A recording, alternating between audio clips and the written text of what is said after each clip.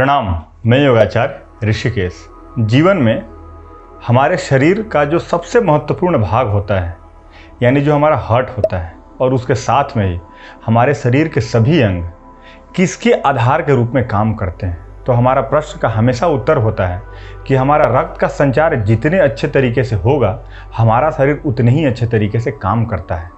मैं अभी ही कुछ एक न्यूज़ पढ़ रहा था कि 32 साल के 31 साल के एक अभिनेता का हार्ट अटैक हुआ था पिछले साल में। क्यों हुआ था?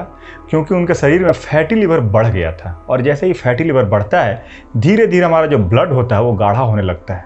यानी जो ब्लड जितना थीन होना चाहिए उतना रहता नहीं है, और कहीं ना कहीं वो ब्लड आर्टरी में उसके फ्लो में दिक्कत होने लग जाती है। और ब्लड फ्लो में सबसे अधिक सहायक भूमिका निभाता है हमारा ऑक्सीजन। जैसे ही हमें ब्रीदिंग का प्रॉब्लम होगा, धीरे धीरे हमें रक्त के प्रवाह में, रक्त के संचार में, ब्लड सर्कुलेशन में दिक्कत आने लग जाती है। उसे हम कैसे ठीक कर सकते हैं? क्योंकि जैसे ही रक्त के प्रवाह में दिक्कत होगी, बाधा पहुंचेगी, धीरे धीरे हमें बीपी की समस्या होगी, हार्ट की समस्या होगी, और बीपी जब बढ़ेगा तो दिन भर हम तनाव में रहेंगे, तो कहीं ना कहीं फिर हमारे वो इंसुलिन के ऊपर असर करता है, और धीरे धीरे हमें डायबिटीज़ होने लग जाती है। और इसके साथ में कई प्रकार की बीमारी, यानी माइग्रेन होगा, तनाव होगा, अवसाद होगा, चिंता होगा, साथ में आपके पूरे शरीर में स्टिफनेस एक महसूस होने लग जाता है। ब्लड का सबसे अधिक हमारे शरीर में काम होता है।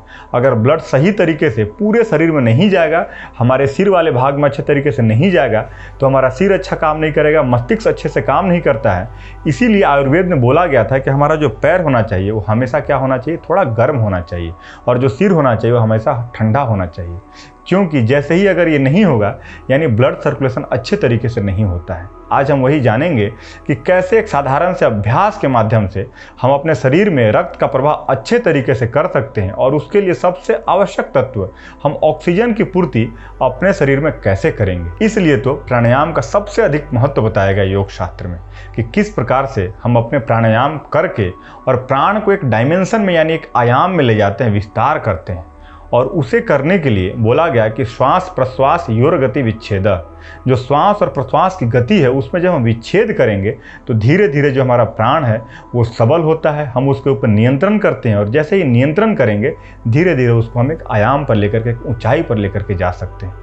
लेकिन आज के मैं अभ्यास में किसी प्राणायाम की बात नहीं करूंगा, कोई प्राणायाम करने की आपको सलाह नहीं दूंगा। सिर्फ साधारण से अभ्यास जो शायद आप जानते भी होंगे, लेकिन इसके परिणाम आप नहीं जानते होंगे, इसके लाभ नहीं जानते होंगे। क्योंकि हमारे साथ हम ऐसे दैनिक जीवन में कितनी ही गतिविधि करते हैं अनजाने में, लेकिन उसका लाभ जो होता है 10 गुना 100 गुना बेहतर होता है।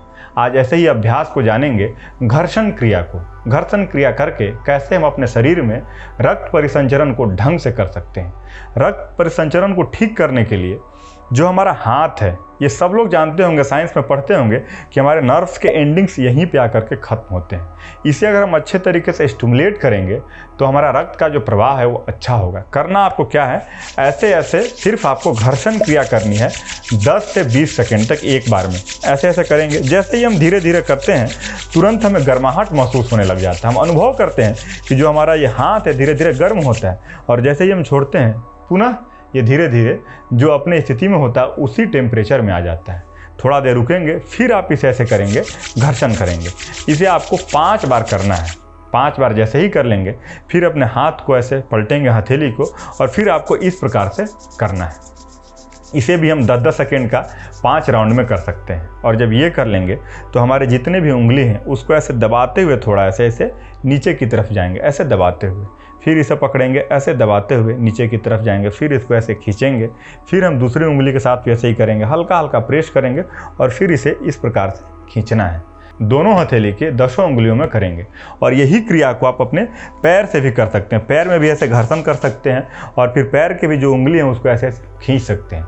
जैसे ही आप ये खींचेंगे और आपको बहुत अधिक रूखा महसूस हो तो आप नारियल का तेल ले सकते हैं, हल्का सरसों का तेल ले सकते हैं, और उसके साथ आप खींचेंगे तो बहुत ही आसानी से, बहुत ही स्मूथ तरीके से इसे आप अंजाम दे सकते हैं। और इस क्रिया को करने के बाद हमें कर्तन क्रिया करनी है।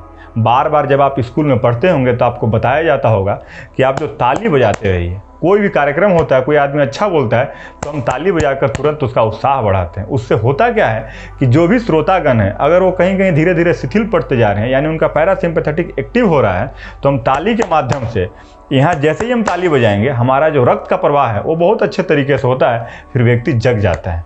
तो ये आप ताली बजाने का काम आप ये कर सकते हैं 10 से 20 बार, और थोड़ा ऐसे बजाएंगे ताकि आपको चोट का अनुभव हो। धीरे धीरे नहीं बजाएंगे, थोड़ा ऐसे तेजी में। ये काम जैसे ही आप करते हैं, और उसके बाद एक सबसे महत्वपूर्ण काम, जीवन में जब से मोबाइल आया, जब से लैपटॉप आया, व्यक्ति ऐसे बैठना शुरू कर दिया। हमेशा मोबाइल आप ऐसे देखते हैं, कोई मोबाइल ऐसे नहीं देखता है। और जैसे ही आप ऐसे करते हैं, आपकी जो रीढ़ की हड्डी होती है वो कहीं ना कहीं धीरे धीरे झुकने लग जाती है, और वही सबसे अधिक आपके लिए बाधा का काम करता है कि आपका रक्त ठीक से नहीं चलता है, आपका ऑक्सीजन अच्छे तरीके से नहीं जाता है।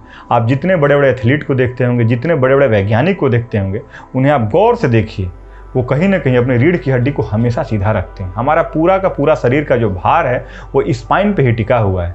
जैसे वो स्पाइन हमारा ढंग से काम नहीं करेगा, हम ऐसे कॉन्ट्रैक्ट करके बैठेंगे, हमारा जो है ऑक्सीजन है वो कहीं ना कहीं शरीर में अबाधित तरीके से जाएगा।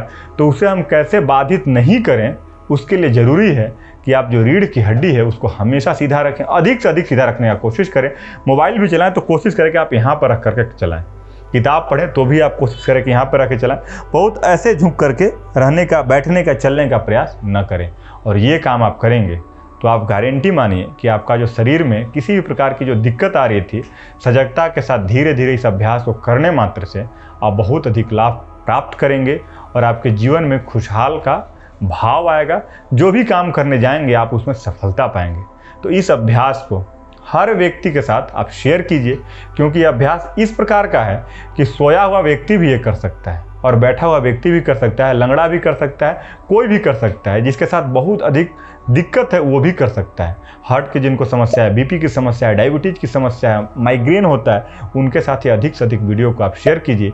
और भी किसी प्रकार की अन्य जानकारी के लिए हमारे कमेंट सेक्शन में आप कमेंट कर सकते हैं, और इसी प्रकार की योग, अध्यात्म और आयुर्वेद संबंधित जानकारी के लिए आप हमारे चैनल द योगी मॉन्क को सब्सक्राइब कर सकते हैं। बहुत बहुत धन्यवाद।